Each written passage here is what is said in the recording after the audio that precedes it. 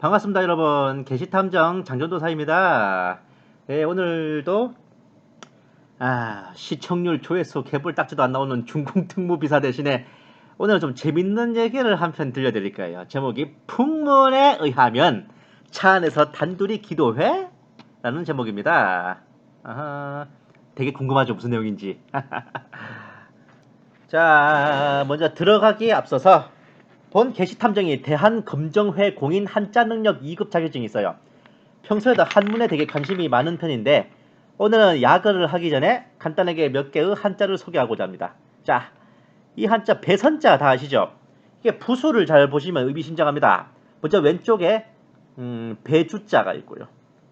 옆에는 8팔자의 입구자입니다. 이 의미인즉슨 노와 식구 8명이 방주에 탔다, 그 뜻이죠. 이 한자를 고안한 사람은 창세기를 알고 있을 가능성이 무척 크겠죠? 창세기가 이스라엘에 한정된 이야기가 아닌 모든 인류와 민족의 기원임을 한자를 통해 엿볼 수 있는 한 예시라 하겠습니다. 아주 귀한 한자예요, 이 배선자. 다음으로 보여드릴 한자, 수풀림자 부수 가운데의 임금왕자입니다. 자, 뭘까요? 참고로 한자는 총 5만 자가 넘게 있는데 실제로 우리가 일상생활에 쓰는 한자는 한 7,000개 가량 된다고 하더라고요. 7,000개도 많다고 하던데 이 한자는 바로 타잔 타자입니다. 타잔 타자. 타잔 밀림의 왕. 어미 선생님 슬슬 망치를 꺼내 드실 준비를 하시는 분들 보이는데 곧바로 다음 한자로 넘어가겠습니다. 자, 앞서 타잔 타자처럼 수풀림자 변에 이 가운데에는 산의 남 계집여자가 있습니다. 이 한자는 무엇일까요? 이게 정말 한 글자입니다. 한자 한 글자예요. 자, 무엇입니까? 어차피 저 혼자 떠드는 방송이라서 아무도 대답 안 하실 거 알아요. 그냥 바로 알려드릴게요. 뻔할 뻔자입니다. 이 한자 뭐예요? 뻔할 뻔자. 뭐가 뻔하냐고? 아니, 깊은 수풀 속에 남자 여자 둘이 같이 있으면은 그 뒤에 이어지는 스토리를 굳이 설명해야 하냐고. 괜시리 우리 선조들이 남녀 7세 부동석이라 하신 거 아니에요? 남녀가 7살만 넘어도 성에 눈든다고. 그 나이 때부터 미리미리 떨가나야 예기치 못할 불상사를 막을 수 있다는 계산에서. 하지만 타이틀은 남녀 7세 부동석이지만 실생활에 있어서는 남녀 7세 지남철이 더 적절합니다. 남자 여자 같이 있으면 눈 맞는 거 누가 막냐고.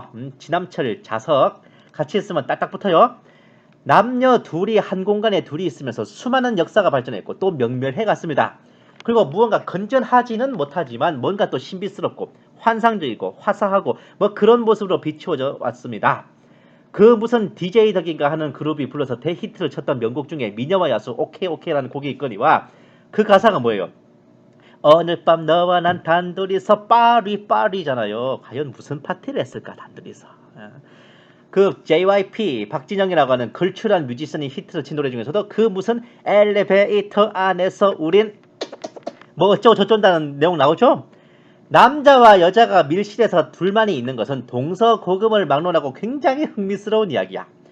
하나님께서 인간을 남자와 여자로 창조하신 이래로 어쩌면 그게 창조 성리일 수도 있는데 만약 에덴 동산에서 아담과 이브가 둘이 만나 손만 잡고 잤으면 거기는 에덴 동산이 아니라 아마겟돈이에요.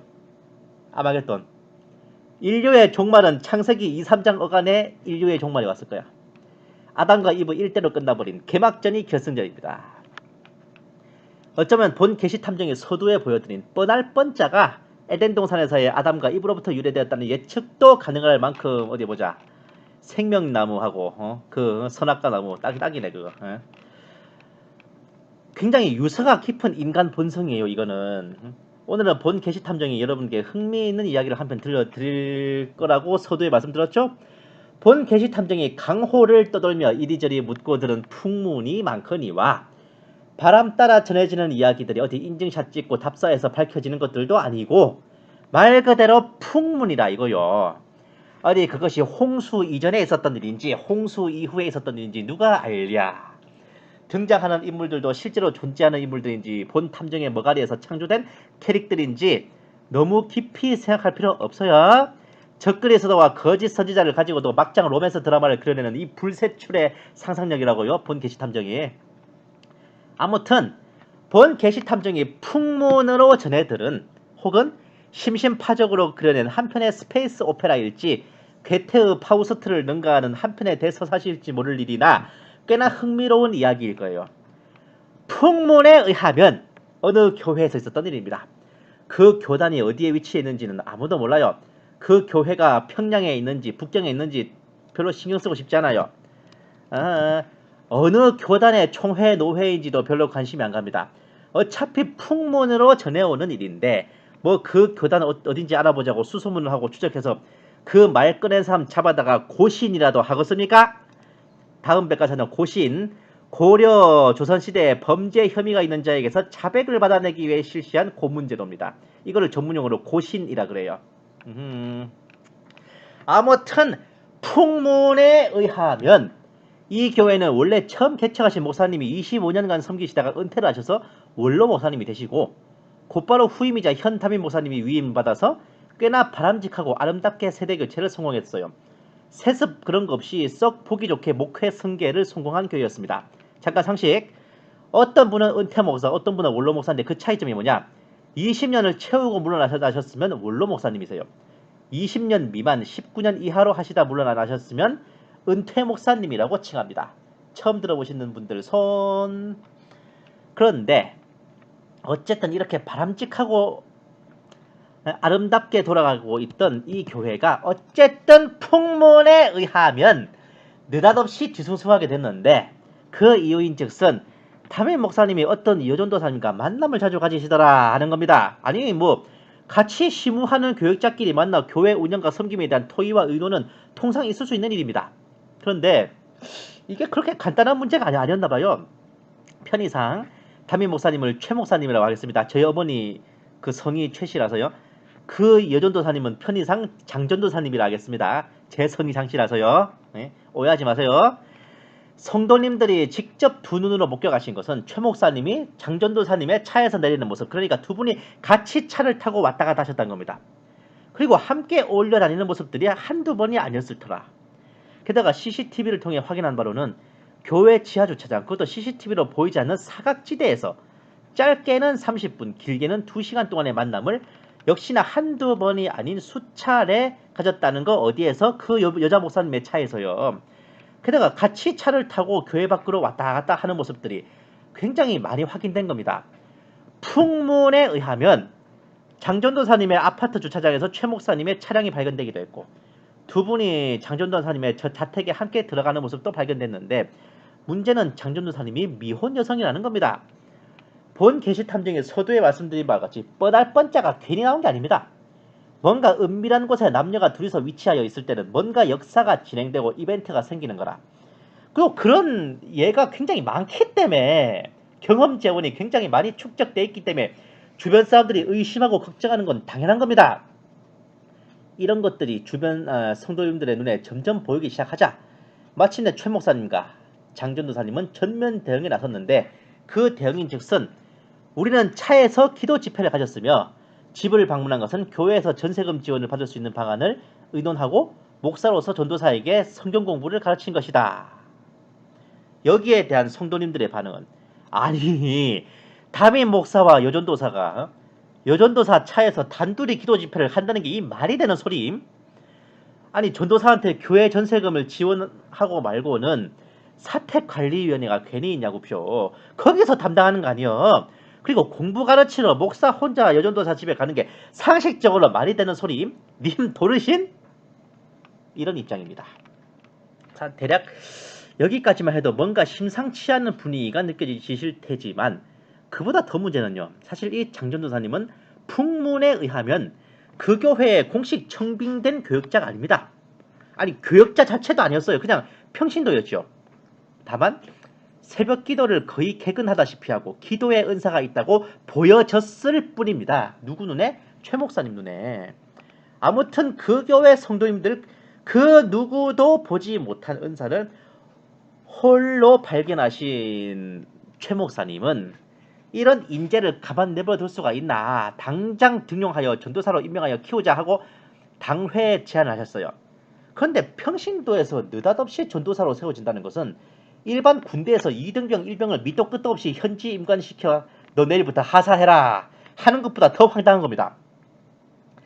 당회 장로님들께서는 그 무슨 은사 하나 보고 덜커덕 감투를 씌워주는 것은 좀 이상하다. 아무래도 객관적인 스펙, 그러니까 최소한 신학 공부라도 마친 재원을 청빙하는 게 좋지 아니한가. 최 목사님께 간곡히 반론을 제기하셨습니다. 잠깐 상식, 일종의 관행인데 교계에서는 신학교 2학년 이상 또는 신대원 1학년 이상의 학생에게는 딱히 교회에서 임명이 안 되거나 전도사 고시를 뭐 패스 안 했다 그래도 전도사라는 호칭을 인정하고 있대요. 하지만 아무리 지역교회 독자주의가 기본이라지만 이 정도 자격도 안 되는 평신도를 전도사로 세우고 교역자로 세우는 경우는 없습니다.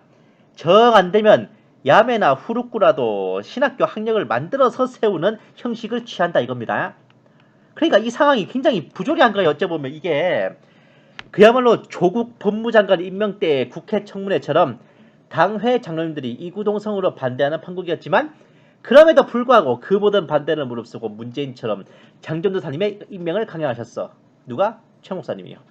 대신 조건으로 신학대학원에 보내 전도사의 교육을 받도록 하겠다는 일종의 감투 먼저 씌워주고 스펙을 나중에 만들겠다는 정말 소위계급장 먼저 달아주고 사관학교는 나중에 보내겠다. 이런 초유의 인사조치를 취하셨죠. 목사님께서. 우리 한국 교회사에 이런 식으로 전도사가 임명된 사례는 거의 구한말 일제강점기 초대교회 이후로는 없을 것 같은데. 예? 그렇지 않아도 석연치 않게 임명된 데다가 성도님들의 눈과 귀가 갈수록 예민해지자 결국 장전도사님은 호소문을 발표하기에 이르렀으니 그 내용을 골자만 추려보면 이렇습니다. 자, 어디까지나 풍문에 의하면 여전도사님이 이렇게 말씀하셨다는 거예요. 최 목사님은 내가 치유와 기도의 은사가 있음을 아셨고 공적인 당회 문제에 대해 중보기도를 부탁하셨고 개인적으로 아버지와 장모님의 위중한 일에 중보기도를 청하셨고 장모님이 있다는 걸로 봐서 이 목사님 유부남이네. 일단 최 목사님이 굉장히 생각이 열리신 분이라서 전도사인 본좌가 안수기도와 선포기도를 하는 걸 인정하셨고 교회의 영적 전쟁에 맞서 자유롭게 함께 기도하자고 하셨는데 그 교단과 교회의 특성상 아직 이런 기도 집회가 낯설어서 다른 교역자님들과 성도님들께 괜한 오해를 살까봐 우려되어 내 차 안에서 치유기도와 선포기도를 마음껏 부르짖었고 본좌가 거주하는 집이 20년이 넘어 이사를 할까 하던 차에 교회 근처로 이사를 할까 하던 차에 최 목사님이 그 소문을 듣고 전도사 대상으로 교회에서 전세금 지원하는 것을 떠올리셔서 함께 기도하고 대학원 공부 이야기도 겸사겸사 나눌 겸 해서 본좌의 자택으로 신방을 오셨던 것임. 전도사한테 전세금 지원을 해줄 만한 재정이 있다는 걸 봐서는 이 교회가 굉장히 좀 규모가 되는 교회인가 봐요. 이렇게 입장을 정리하며 본인이 지혜롭지 못한 점은 인정하나 전혀 다른 일은 없었고 몰카와 미행을 당한 범죄에 화가 나며 비방과 모함에 대해 자신과 최 목사님의 명예를 찾겠다. 그런데 여기에서 끝이 아니라 다시 발표한 호소문에서는 뜻밖의 인물이 등장했으니 바로 앞전에 이 교회를 개척하여 25년을 심무하다 은퇴하신 원로 목사님에 대한 원망과 이 문제를 주도한 사람들의 사과를 요구하는 내용이 있었습니다. 그걸 다시 추려보면 여성 사역자를 향한 악의적 의도로 치밀하게 몰래 계획하여 상습적으로 뭐 깨끗하게 맑게 자신있게도 아니고 치밀하게 몰래 상습적으로 여러 날 동안 미행 도찰 유포를 시행한 범죄인이 당장 본좌를 찾아와 사과치 아니하면 너 고소. 그런데 여기에 뒤이어 최 목사님의 입장도 추가되었습니다. 본좌가 부주의했으면 미안한디 부끄러운 짓은 개뿔도 없음. 장전도사는 사역자로서 자질은 좋은데 특히 기도의 훈련과 습관 면에서 우수해. 장전도사의 기도 열매들을 우리 교회에서 여러 번 확인했어. 편찮은 분들이 특히 많으신 우리 교회에 이 신유의 은사가 꼭 필요해요.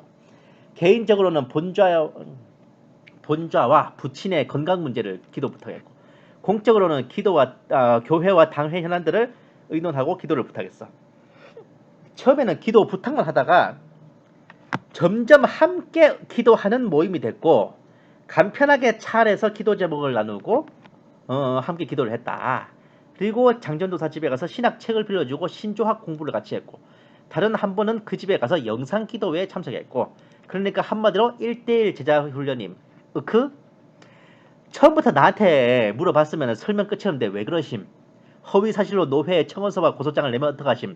님들 다 두고 보셈. 대략 이런 입장입니다. 이것도 무슨 교회 버전 뼈의 세계인가 어안이 벙벙하던 와중에 누가 이태호고 누가 여다경이요. 또다시 풍문이 들려왔으니 이 사태가 뭔가 새로운 국면으로 접어들었다는 겁니다. 처음에는 당회에서 최 목사님에게 조용히 사임하시오. 그랬고 최 목사님도 오케이 받아들였는데 문제는 최 목사님과 장전도사님이 기도원을 한번 다녀오더니 더욱 강력하고 담대한 영빨과 성령의 불을 힘입었는지 강경하게 명예회복을 위해 대처하겠다는 입장으로 선회했다는 겁니다. 게다가 최초에 그 두 사람에 대한 제보들을 성도님들로부터 받고 조사를 했던 부목사님이 징계를 당했어. 정직 처분, 예배당 출입이 금지되는 처분을 당했습니다. 풍문에 의하면 최 목사님은 이 부목사님을 원로 목사의 앞잡이 아닌가, 나를 밀어내고 다시 교회를 손에 쥐려는 원로 목사 측의 공작이 아닌가 이렇게 생각합니다. 아닌 게 아니라 이 부목사님은 원로 목사님이 시무할 때부터 있었던 중신이에요. 따지고 보면 담임인 최 목사님보다 더 오래 있었던 박힌돌이라고. 그런데 아무리 그 교회를 개척했고 25년 상당 목회를 하신 원로 목사님이 비선 실세 노릇을 하려 그래도 엄연히 현직이 실권을 모두 쥐는 게 풍토인데 그 부목사님이 과연 뭘 믿고 최 목사님을 제끼려고 공작을 했겠냐 하는 게 저는 굉장히 의아스럽습니다. 담임 목사님이 결단하자 당장 부목사님의 예배당 출입도 금지되는 것만 봐도 현직의 파워는 가히 절대적입니다. 뭐든지 앞에 전직이 붙으면 힘이 없어요. 아무리 높으신 장군님도 앞에 예비역자가 붙으면 답 없습니다. 도저히 교회 자체적으로는 답이 나오지 않는 지경에 이르자 공은 노회로 넘어가 기소위원회가 열리기까지 했어요. 그런데 이것도 골 때려. 그 교단에서 3년 전에 총회를 열어서 노회 기소위원회라는 기관 자체를 폐지했습니다. 그러니까 노회에서 기소위원회를 여는 것 자체가 절차상에는 그러면 안 되는 거예요. 그러니까 노회에서 하기도 그렇고 교회 자체적으로도 당회에서 은퇴장로 5명이 시무장로 6명을 고발하는 이런 혼란이 있었습니다. 왜냐? 당회에서 결의하기로는 담임 목사의 목회를 지속하되 2년 후에 재신임 절차를 갖고 담임 목사는 일단 이 사태에 대한 책임을 지고 5주간 설교를 쉬고 자숙한다 라는 거였습니다. 그런데 시무장로님 6분은 개뿔 그런 결의 언제 있었어? 이렇게 반발했고 이런 반발에 대해 은퇴장로 5분이 시무장로 6분을 고발하신 뭐 그런 거. 사실 이 결의 자체가 담임 목사에게 굉장히 유리한 결의죠. 아이고. 이런 상황에서 현재 그 교회는 풍문에 의하면 일부 성도님들이 담임 목사 최 목사님의 사임을 요구하며 시위에 나서고 있어요. 당회도 양쪽으로 쪼개져 기능정지 상태입니다. 노회에서도 눈만 끄벅끄벅하고 있고 은퇴장로 5명이 원로 목사님에 대한 조사 청원까지 올리고 장전도사는 그 부목사를 사법당국에 고발한 상황입니다. 굉장히 흥미로운 일이라 오디오 드라마 하는 것도 제쳐두고 본 게시 탐정이 촉각을 기르고 있는데 어쨌든 교회사에 몇 안 될 신기한 일입니다. 노회에서 어쩌고 저쩌고 하는 건 제쳐놓고라도 본 게시 탐정의 추리가 시작되는 것은 여기서부터입니다. 이 멘트 기다리신 분이 굉장히 많으실 거야. 사실 노회에서는요 담임 목사에게 유리한 판정을 내릴 수밖에 없어요. 왜냐하면 일단 당장 현직에 앉은 목회자잖아. 그 교회가 꽤나 교세가 있는 곳이기 때문에 그 현직 담임 목사님의 손을 들어주는 게 노회 입장에서도 소속 교회의 안정을 유지하고 이런저런 유리한 것들이 생기기 쉽습니다. 본 게시 탐정이 제3자 입장에서 느끼기엔 그래요. 제가 노회 담당자에서도 그랬을 것 같습니다. 그런데 그런 정치적 문제는 제쳐두고 이 사건이 목회자 교역자로서 응당한 일인가, 비열한 음해와 저열한 명예훼손인가, 혹은 비선 실세로 군림하고자 하는 원로 목사의 공작인가 생각해 본다면 그것은 그것대로 흥미로운 일입니다. 제가 이 원로 목사님이 공작을 하셔서 현직 담임 목사님이 잘려나가는 것을 제가 한때 몸담았던 교회에서 직접 봤기 때문에 이런 일도 없진 않을 거라고 저는 보거든요. 근데 일단 이 교회에서 있었던 일만 가지고 일단 판단해보자면 부목사님이 이 원로 목사님의 사주를 받아 담임 목사님을 음해하라는 목적으로 여전도사님에게 미행 도찰 명예훼손을 하였는가 하는 면에서 솔직히 본 게시 탐정이 부목사라면 그런 위험한 짓은 안 했을 것 같습니다. 왜냐하면 이미 본인을 세웠던 원로 목사는 서산에 져버린 해입니다. 담임 목사가 동해바다에 떠오르는 태양이에요. 저쪽은 지는 해고 이쪽이 뜨는 해라고. 어느 쪽 줄을 잡아야 될 것 같습니까? 상식적으로. 이미 물러난 분과의 옛 의리 때문에 현재 갑인 사람을 건드렸다가 무슨 험한 꼴 보려고. 이거는 교회 아니라 어느 조직에서도 마찬가지입니다. 만약에 그게 싫다면 그 교회를 사임했어야 되는 거예요. 본 게시탐정이 이명박 대통령 때 소위 임관을 해서 박근혜 대통령 때까지 군에서 근무를 하다가 문재인이 취임한 후에 바로 그만뒀잖아요, 군대를. 문재인을 계속 군대에서 녹을 받고 살려면은 좋든 싫든 문재인은 국군 통수권이라고 인정해야 되는데 그게 싫거든? 그럼 그만둬야죠. 저는 그랬던 겁니다. 어쨌든 이 부목사님이 왜 CCTV 영상을 확보하고 추적하는 등의 행동을 했을까 한다면 당연히 근원에 성도님들의 의혹 제기와 제보가 있었기 때문입니다. 성도님들이 담임 목사와 여전도사가 뭔가 수상한 거동을 하는 것을 보았고 네가 봐도 내가 봐도 누가 봐도 뻔할 뻔자가 절로 우러나는 최소한 그런 오해를 살만한 모습을 봤기 때문에 그것에 대해 처음에는 성도님들끼리 설왕설래하다가 그 담임 목사나 여전도사에게 직접 대놓고 물어볼 수 없으니 부목사에게 가서 털어놓고 의논을 하자 했을 겁니다.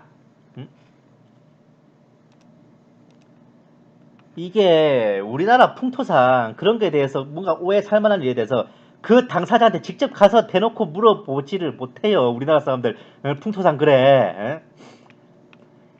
그리고 이 부목사님이 원로 목사님 때부터 신무했던 중진이면은 성도님들한테는 담임 목사보다도 더 좀 신뢰할 만한 목회자였을 수도 있어요. 근데 이 부목사님도 굉장히 신중하신 분이야. 그 제보들을 듣고 뽀르르 쫓아가가지고 아따 담임 목사네 요새 성도들이 요렇고 저렇고 의심하고 있으니까 각별 조심하셔. 에? 그렇게 한 게 아니잖아요. 그 제보를 진지하게 듣고 나름대로 뭔가 책임감을 가지고 조사를 하셨던 겁니다. 일단 성도님들한테 뭔가 의문을 풀어드려야 되잖아. 그리고 둘째, 자기가 어쨌든 보필하는 담임 목사님에 대한 안 좋은 소문들이 취임 1년 차에 생겼으니까 이런 것들을 빨리 검증해서 진화를 하고 그 누명을 벗겨드려야 될 거 아니냐고요. 근데 이거 뭐 파면 팔수록 지가 생각해도 이상하거든. 에? 여기에 대한 담임 목사와 여전도사의 대응은 저 부목사가 원로 목사 사주를 받고 우리를 음해한다. 우리는 전혀 부끄러운 짓을 하지 않았다. 이며 주장만이 아니야. 실제로도 부목사님에 대한 징계를 가하고 고소를 하고 시무 장로들을 고발하는 등 이런 조치도 취하고 있죠. 사실 유감스러운 말이지만 저쪽에서 담임 목사와 여전도사 두 분을 공박하는 거 굉장히 상식적으로 타당한 일입니다. CCTV 사각지대요. 그것도 교회 주차장에서 차에서 남녀가 단둘이 기도 집회 갖는다고요? 미혼의 여전도사 집에 사모를 동반하지 아니하고 목사가 혼자 찾아가서 담소를 나눈다. 이게 과연 사회 전반적인 상식과 예의범절과 미풍양속에 비춰봤을 때 그럴 수도 있지 할 일입니까?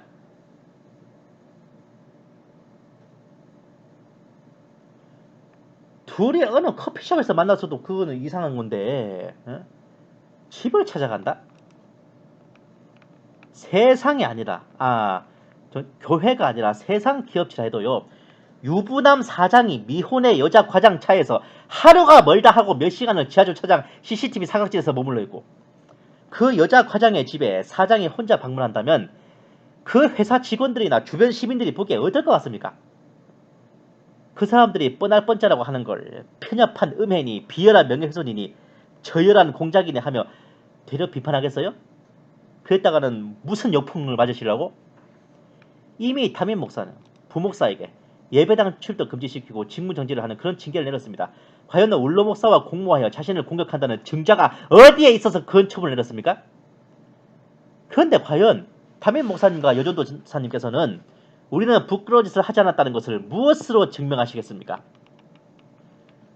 대놓고 말할게. 간통죄가 폐지돼서 민사로 전환돼서도요.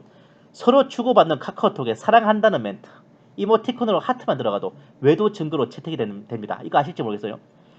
만약 정말 담임 목사님과 전도사님께서 성도님들이 생각하는 그런 것이 아니라면 이날로부터 몇 달 이내에 차량 블랙박스 기록을 제출하셔야 되고 이날로부터 몇 달 이내에 카카오톡 메시지 서로 주고받은 카카오톡 메시지 다 제출하셔야 돼. 만약에 블랙박스가 지워져 있고 카카오톡이 지워져 있다. 뻔할 뻔짜예요. 사모님께서 담임 목사님과 여전도사님의 그러한 기도 동역자 관계를 인지하고 계셨다는 증거가 있어야 돼. 나 오늘 장전도사님하고 같이 기도하고 갈게. 응? 그 수고해. 이렇게 주고받은 대화 내용이라도 있어야 돼. 사모님이 평소 담임 목사님이 그러한 이유로, 그러니까 뭐 신학 공부 가르치고 뭐 전세금 의논하고 그런 이유로 여전도사님의 집을 단신으로 신방하신다는 것들, 그리고 차 안에서 그러한 공사적인 문제로 중보기도를 청하고 기도 모임을 갖는다는 것을 사모님께서 인지하고 계셨다는 증거가 있어야 돼요. 만약에 사모님도 몰랐다, 이번에 처음 알았다, 이거요. 예? 그리고 이거는 뭐 다른 문제인데, 담임 목사님께서는 여전도사님의 기도 은사의 열매를 어떤 객관적인 증거를 보고 발탁했는지 그 증거를 제출하셔야 됩니다.